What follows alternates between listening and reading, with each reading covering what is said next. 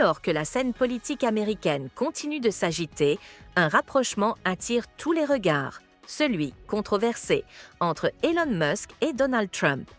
Invitée sur les plateaux de H et Pivot, la journaliste Kara Swisher décrypte les dessous de cette alliance inattendue.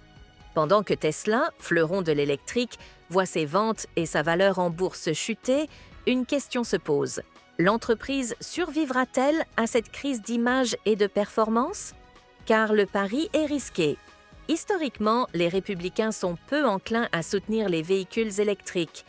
Peut-on vraiment compter sur eux pour combler le désamour des libéraux? Pour Swisher, la réponse est non. Elon Musk, jadis figure emblématique de la lutte contre le changement climatique, semble avoir changé de cap. Son public de départ, sensible aux enjeux écologiques, se détourne progressivement de lui.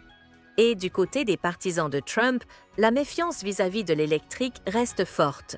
Le Cybertruck, censé séduire ce nouveau marché, peine à convaincre, seulement 45 000 unités vendues sur les 250 000 prévues. À cela s'ajoutent des rappels massifs pour défauts techniques. Tesla repose aujourd'hui sur une valorisation jugée excessive, un PER de 134 contre seulement 7 pour General Motors, porté par des promesses futuristes, taxis autonomes, intelligence artificielle, qui tardent à se concrétiser. Pendant ce temps, la concurrence s'organise. En Chine, BYD monte en puissance et Ford, avec sa Mustang Mach-E, propose une alternative moderne. Face à cela, les modèles Tesla vieillissent. Mais le problème n'est pas seulement technologique, il est aussi incarné, Elon Musk lui-même.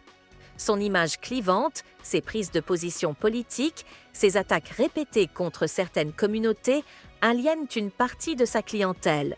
Quand vos clients vous détestent, ils achètent ailleurs, résume Swisher.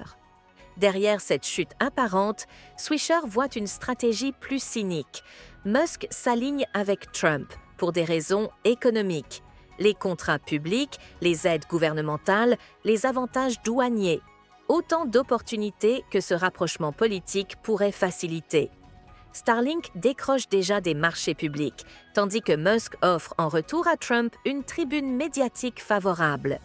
C'est là que se trouve l'argent, ironise Swisher, dénonçant une dérive où l'innovation est sacrifiée sur l'autel du copinage politique. Ce jeu est risqué. La popularité de Musk décline, y compris chez les républicains. Ses provocations, comme l'usage du mot « en-haine » et son isolement croissant, symbolisé par sa solitude à Mar-a-Lago, dessinent le portrait d'un visionnaire en chute libre. Swisher le compare à un Howard Hughes moderne, de plus en plus déconnecté de la réalité. L'affaire Signalgate, révélant l'usage d'applications de messagerie chiffrées par l'équipe Trump, montre aussi une hypocrisie flagrante. Les républicains, qui accusaient Hillary Clinton pour ses emails, ferment aujourd'hui les yeux sur des fuites bien plus graves. Pour Swisher, chaque accusation cache un aveu.